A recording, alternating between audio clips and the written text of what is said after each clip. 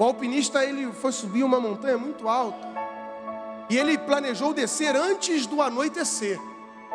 Só que no meio do caminho a coisa foi ficando difícil e ele não foi percebendo. A tarde foi caindo, a tarde foi caindo. De repente, quando ele se deu conta, ele estava lá em cima. Estava tudo escuro. Ele não conseguia enxergar um palmo diante do seu nariz. Absolutamente nada. E ele foi tateando. E nessa de tatear, ele escapuliu, caiu. E no meio daquela queda, ele gritou: Deus me socorre! Na hora que ele gritou, Deus me socorre, a corda o segurou e ele ficou preso ali naquela corda. Segurou naquela corda com toda a sua força. E começou a clamar: Deus, me livra dessa morte. Não permita que eu caia no fundo desse abismo. Me livra da morte, me livra da morte. E ele ouviu uma voz dizendo: corte a corda. E ele falou: não vou cortar. É essa corda que me sustenta. É essa corda que me segura. Minha vida depende dessa corda. Se eu cortar, eu vou me esborrachar lá embaixo e vou morrer. E novamente ele ouviu a voz dizendo: corte a corda. E ele não teve coragem de cortar aquela corda. Se apegou com mais força ainda. Abraçou aquela corda e disse: daqui eu não saio. Daqui ninguém me tira. E ficou preso naquela corda. Quando o dia amanheceu, os bombeiros foram ao resgate daquele moço. E quando chegaram lá no local onde o moço estava, a frase dos bombeiros foi a seguinte: meu Deus, por que ele não cortou a corda? Ele só estava a meio metro do chão.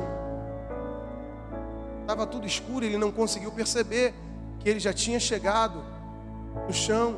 E se cortasse a corda, teria se salvado.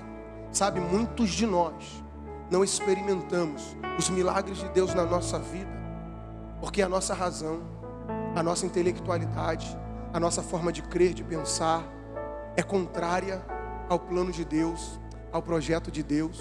Nós julgamos as coisas pelo que nós vemos, nós julgamos as circunstâncias e até mesmo as pessoas pelo que nós vemos diante dos nossos olhos. E você é capaz de traçar o perfil completo de uma pessoa apenas de olhar para ela. Não, esse aqui é um campeão, mas aquele dali é um fracassado, é um derrotado, não vai chegar a lugar nenhum. Agora vamos ver a história desse homem chamado José.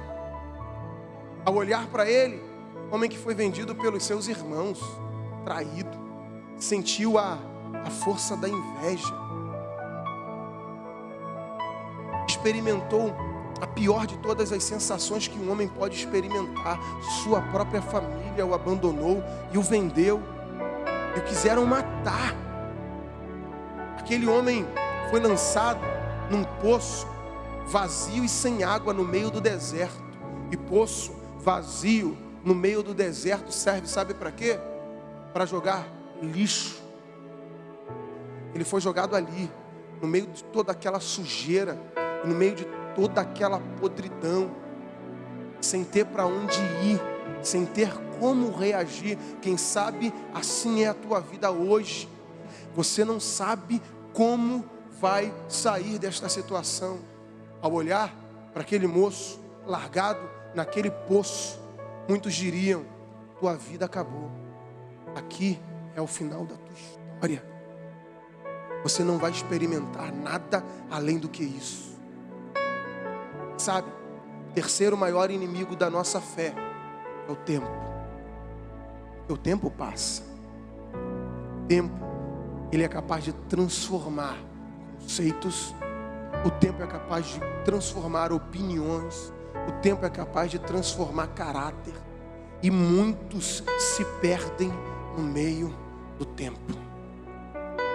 Quando é chamado para a guerra, todo mundo se prontifica. Vamos, e todo mundo está animado a lutar. E todo mundo está preparado para a luta. Está todo mundo com espada na mão e escudo no outro braço. Vamos lutar, vamos lutar, vamos lutar.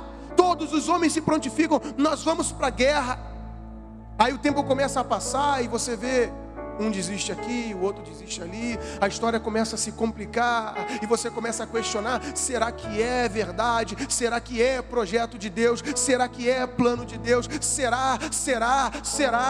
E o tempo começa a lhe roubar aos poucos a sua fé. E o tempo vai minando aos poucos a sua fé. E muitos deixam de viver o sobrenatural de Deus, porque no decorrer do tempo foi se deixando vencer. José, ele viveu a pior coisa que um homem poderia viver. Ele não poderia ser maior do que o seu pai. Ele estava limitado a uma cultura familiar, ele não poderia ser maior do que os seus irmãos. Ele estava limitado a viver debaixo dos mesmos princípios e ideais. Ele tinha que ter sempre a mesma postura e os mesmos sonhos. Ele não podia se destacar porque ele era o menor. Ele era o último da fila. No fundo do poço, ele percebeu a força da inveja. Ele sentiu a dor da traição. Uma das piores dores que o homem pode sentir é a dor da rejeição. E no fundo daquele poço ele sentiu a dor de ser rejeitado, de ser esquecido. Mas escute isso, José foi vendido pelos seus irmãos, mas em momento nenhum da vida de José, você vê José se vendendo. Ele foi vendido, mas nunca se vendeu. Ele foi entregue, mas nunca se entregou. Sabe qual é a diferença entre uma pessoa que é vendida para uma pessoa que se vende? É que a pessoa que se vende, ela só se vende porque ela não tem noção do valor que ela tem. Ela não tem conhecimento do quão importante ela é. Por isso que ela se vende. E você pode perceber, sempre que alguém se vende por pouca coisa. Sempre que alguém se vende por nada, se vende por moeda. Note, Judas, ele se vendeu por 30 moedas de prata. Ele vendeu a sua crença, vendeu a sua fé por 30 moedas. Meu irmão, por mais que tentem te vender, por mais que tentem puxar o teu tapete, por mais que tentem te entregar aos leões, nunca se entregue, nunca se venda, nunca se corrompa. Sabe por quê? Porque um preço alto foi pago pela sua vida. E se Deus lá no céu, Ele pagou um preço alto pela sua vida, é porque você vale muito e Ele sabe do valor que você tem. E se você vencer ao tempo e as dificuldades que o tempo apresenta, se prepare, meu irmão, se prepare, porque no tempo de Deus, na hora de Deus, no momento de Deus, Ele te levanta, Ele te exalta, e todos terão que reconhecer que Ele é poderoso, e Ele é contigo, e Ele está na tua vida. Não permita que a rotina te roube da presença de Deus. Não permita que a sua intelectualidade lhe impeça de viver em fé em fé, de glória em glória, de vitória em vitória. E não permita que o tempo roube as promessas que Deus depositou na tua vida. Se coloque de pé. Quem sabe você já está vendo as suas forças indo embora, sua fé se dissipando. Queria chamar minha esposa aqui para estar adorando a Deus uma canção, enquanto nós vamos estar orando pela sua vida. 1000 cairão ao teu lado, 10.000 à tua direita, mas você ainda está de pé. Se você está aqui nessa noite, é porque você ainda está de pé. É porque você não se vendeu, é porque você não se corrompeu, é porque você não desistiu dos seus sonhos, é porque você não desistiu das promessas de Deus para a tua vida. E se você ainda está de pé, saiba, meu irmão, que Deus não te esqueceu, e Ele está preparando um tempo novo para a tua vida. Eu falo isso com ousadia de um profeta. Deus está preparando um tempo novo para a tua vida. E até mesmo aqueles que te lançaram pedra, até mesmo aqueles que te criticaram, te menosprezaram, terão que reconhecer a glória de Deus na tua vida, meu irmão. Terão que reconhecer que Deus é Deus na tua vida. Vamos estar adorando esta canção. Enquanto isso, saia do seu lugar e vem aqui à frente. Nós vamos orar por você. Os pastores vão estar aqui orando por você. Em santo Deus,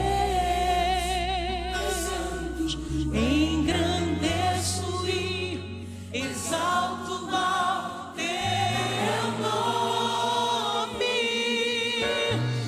Deus, tu és santo.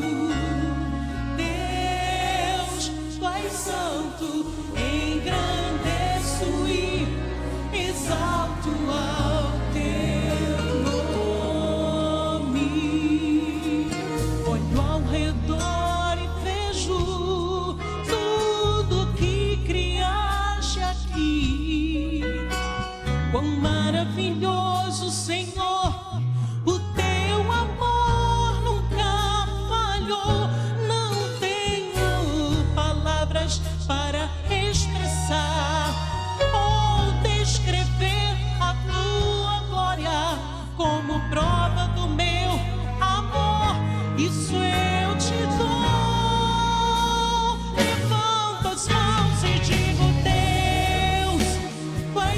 Senhor.